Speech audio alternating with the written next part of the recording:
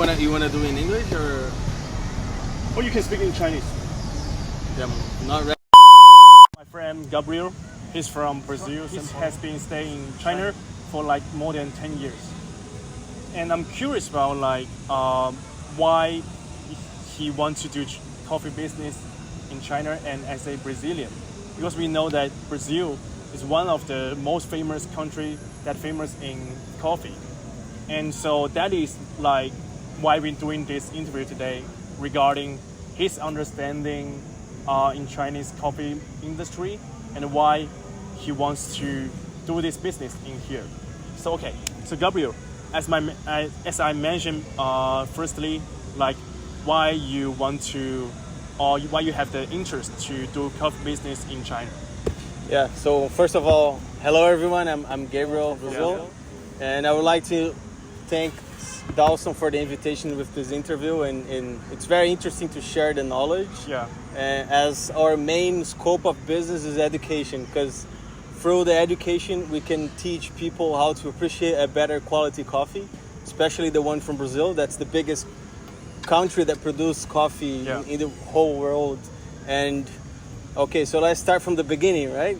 So my first time in China was as a small kid, you know. So I came from a very, comparing to China, everything is big. So I came from a small country, and it's a big impact when you have the first experience here in China. So when you're in Brazil or you're in your hometown country, you don't go overseas. Let's say your brain is like this. Yeah. You don't know that much. Yeah. You're just, like same as other people that live in your country. Yeah. But then once you go overseas, you have like a different experience. You know people from other cultures, different languages, different places, like Chinese characters, for example, how to read Chinese characters. That's a very big, good experience that you can have, and it has a lot of values as well. So since I have been in China for 10 years, I can say that some part of myself is Chinese, because since my childhood I was here. Oh, nice bubbles. Nice bubbles. Thank you. Yeah. So I had a very nice connection with China culture, and having Chinese friends as well. It's better so we can understand their culture and be more open to understand how they live, how to have better relationships inside China, as I respect a lot Chinese culture and Chinese people. So I started doing my university here, and I graduated. My Chinese got really well improved, so I could use for one main reason for doing business. I see. But then, since then, I didn't knew which business I was going to work. I see. So during the pandemic, I went back to my hometown, and then started the locked up situations, and I couldn't come back to China. And that was like a very difficult time for everyone, of course. But then when you have your life in overseas and you gotta go back to your country, you gotta adapt a lot of stuff. So then I found myself very lost.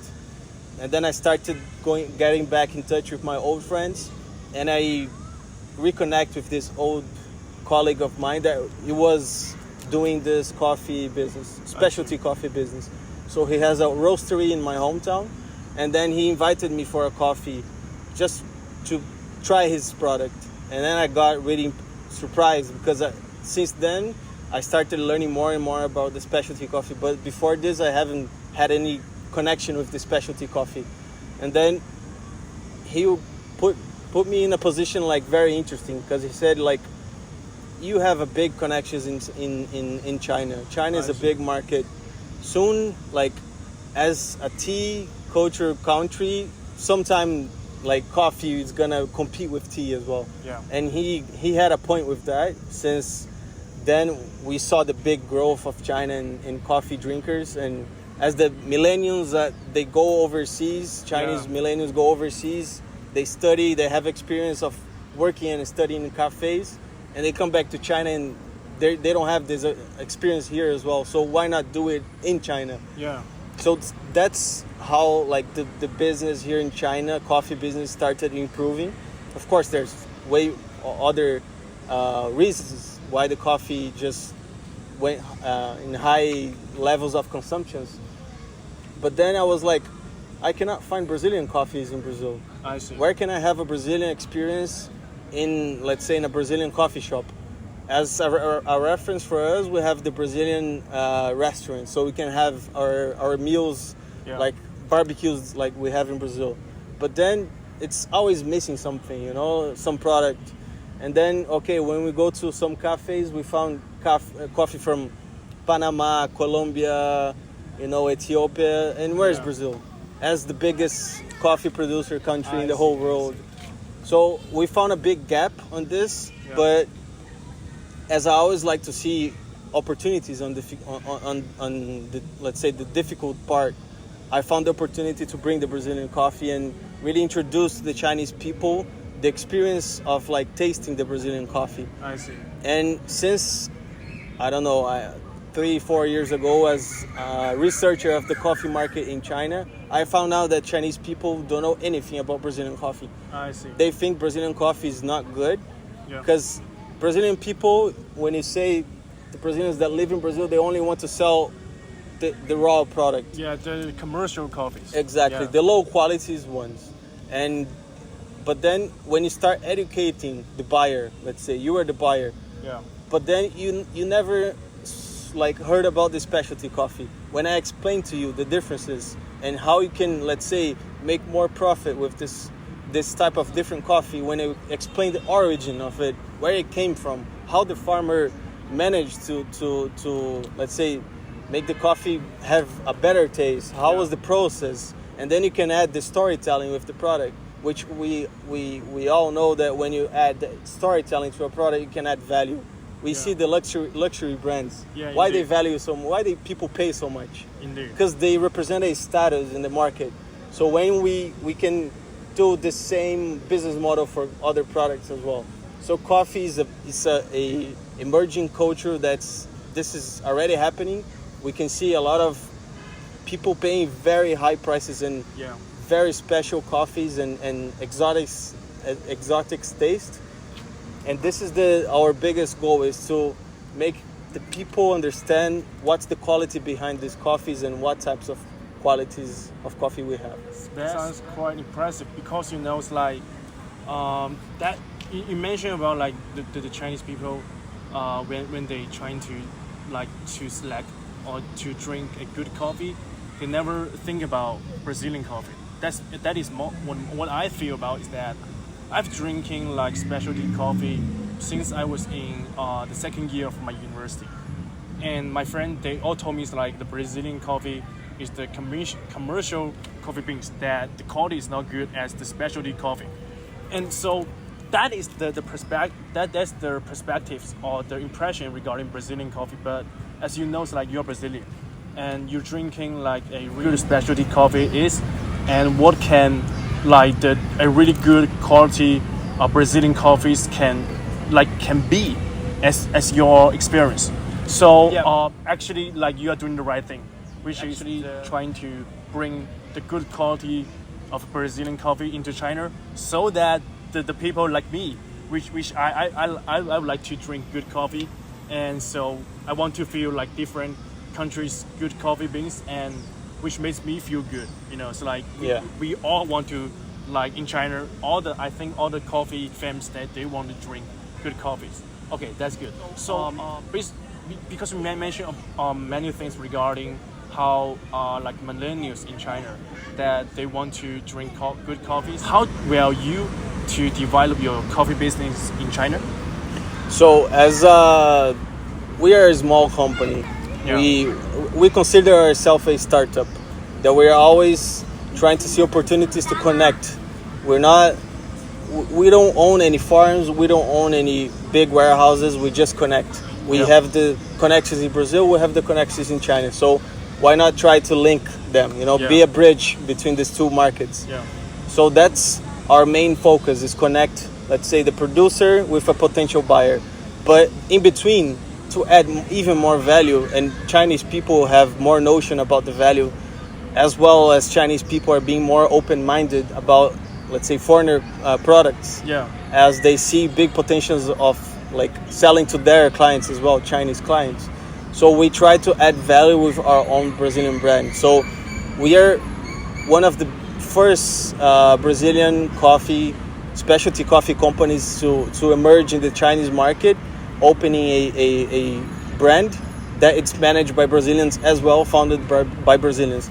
So to add even more value to the product, we put our culture behind. So we add the value with, let's say, explaining all the processes of the coffee. As a Brazilian guy, like I use my image to promote my product, because everything, let's say, you're gonna trust the person that owns this.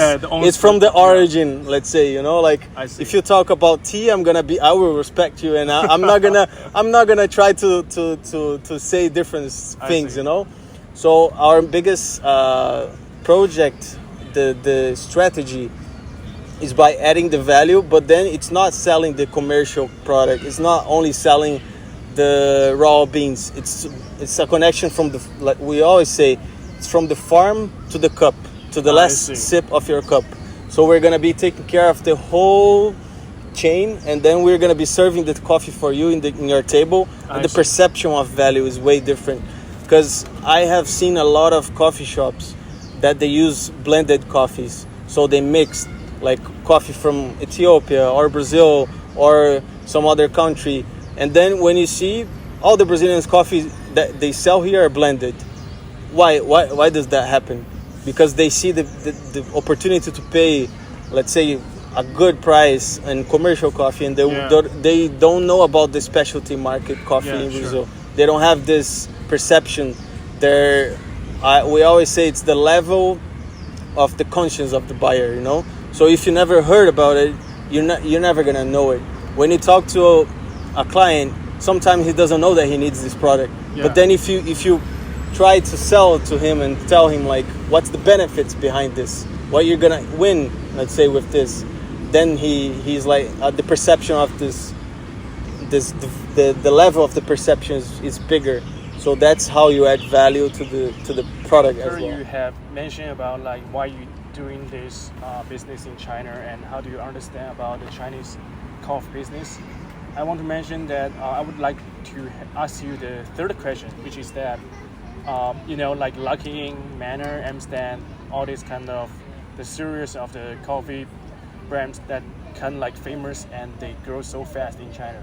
And how do you see about this trend, and what kind of business move that you can do in the chain of this kind of reality?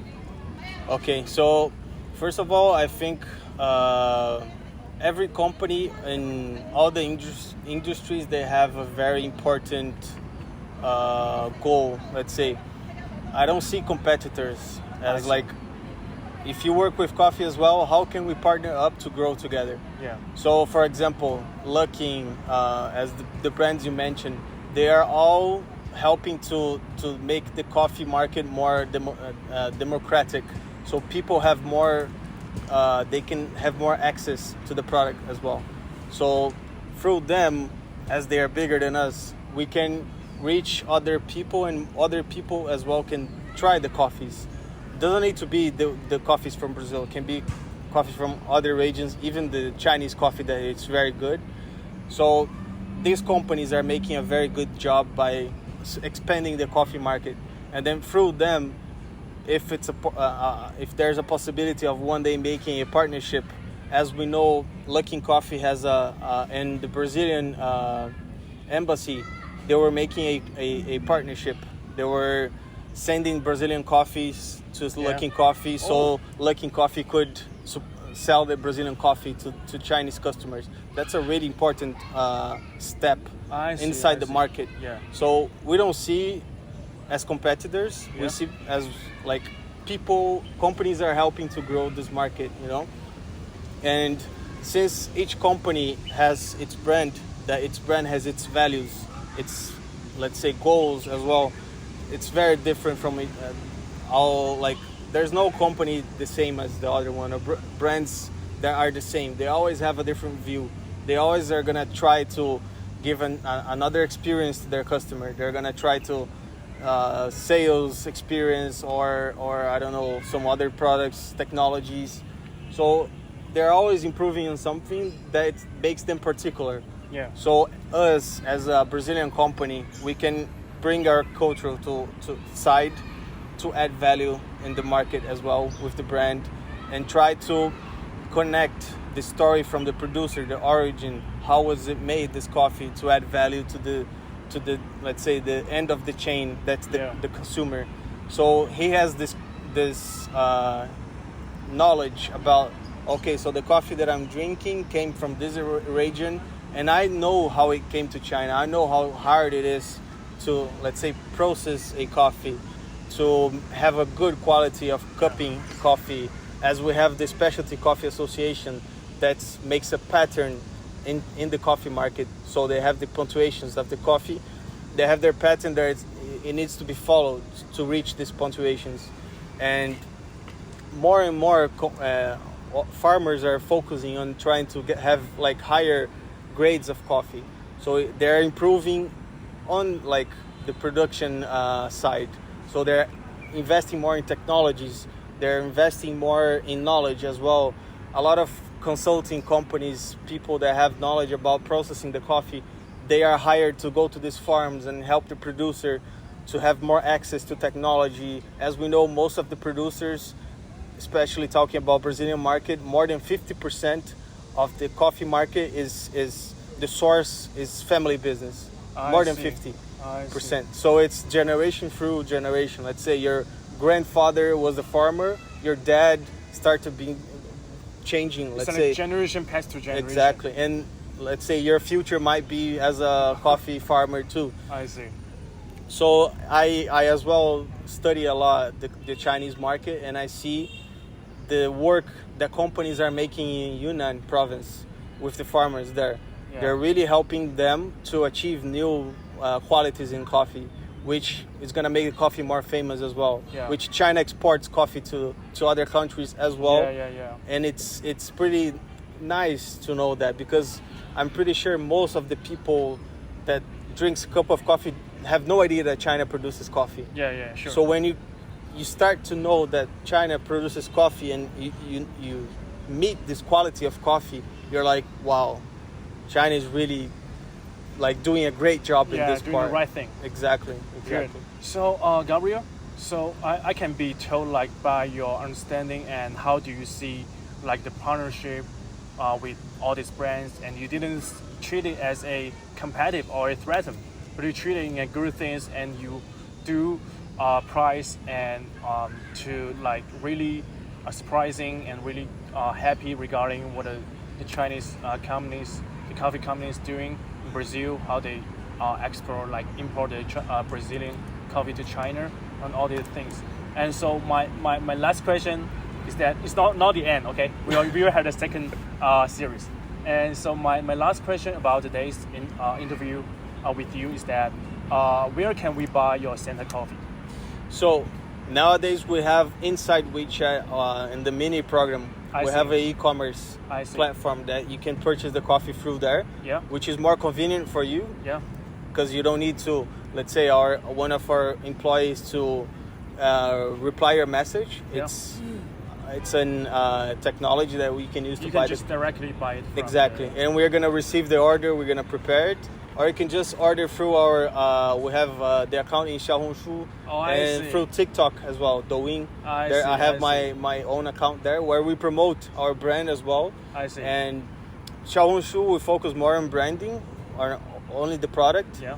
And in Douyin, I focus more in my personal life, which I use my image and the knowledge I have in the Chinese culture to promote myself and promote the brand as well. To build your personal IP first. Exactly. Then you promote your products. Exactly. Yeah.